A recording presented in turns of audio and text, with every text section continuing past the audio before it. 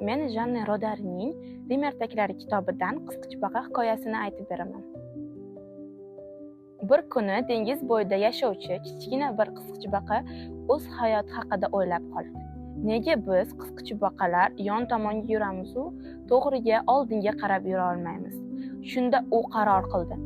Endi meni orqaga yoki yon tomonga qarab emas, oldinga, to'g'riga qarab yuraman. Qahramonimiz bu maqsadi yo'lida tinimsiz mashq qildi, yiqildi, yana urindi va nihoyat oldinga to'g'ri yurishni o'rgandi. Erishgan natijasini eng avvalo oilasiga ko'rsatdi. Oilasi bu yangilikdan hayratga tushishdi, ammo qabul qilishmadi.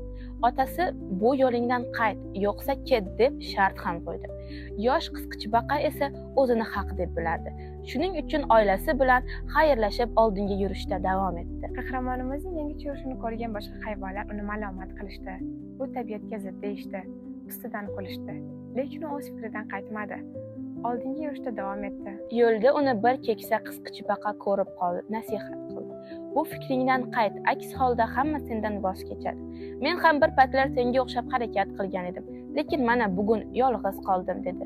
Lekin qahramonimiz indamay to'g'ri yo'lda oldinga yurishda davom etdi va bu niyatidan hech qachon qaytmadi. Bu hikoyadan olgan xulosalarim shuki, jamiyat ba'zan yangi g'oyalarga, o'zgarishlarga qarshi chiqadi.